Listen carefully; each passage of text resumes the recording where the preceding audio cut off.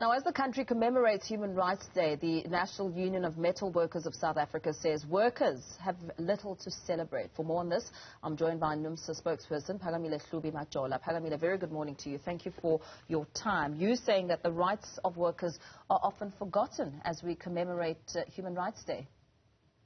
Good morning, Paul, and good morning to your viewers, and thank you for having me on the show.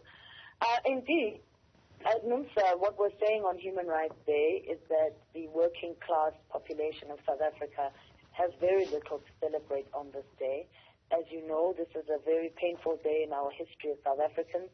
We are commemorating the day that very brave members of the working class in Sharpeville stood up against the apartheid government by protesting against the Dompas, and they were murdered by police for exercising and of course this was during the dark days of apartheid. When you fast track to modern day South Africa, we are in a country where, according to Time magazine, 10% of the population owns more than 85% of household wealth, where 3,500 adults own more than the poorest 32 million people in this country.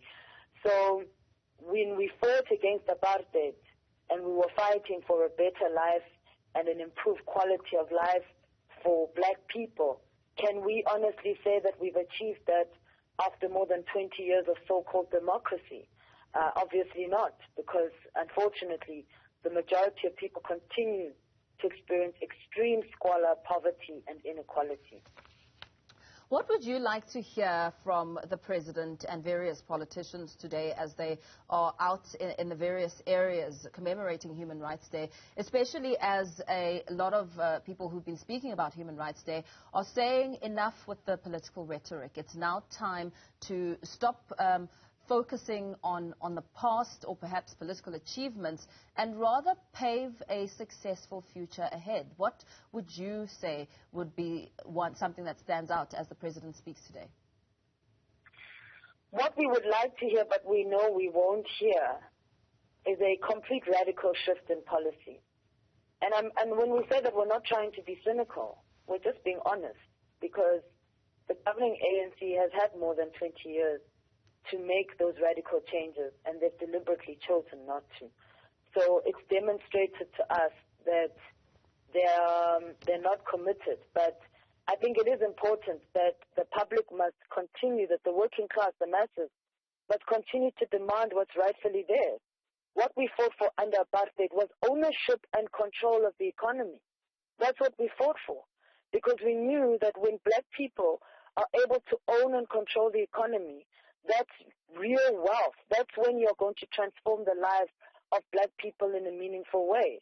We've experimented with neoliberalism and capitalism for more than 20 years. We've done what the white-owned financial institutions have demanded of us. We've liberalized the economy. We've sold off state-owned entities.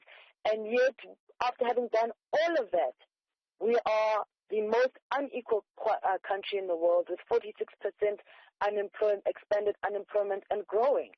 And the extreme suffering that the masses are experiencing sparked very violent riots in July last year.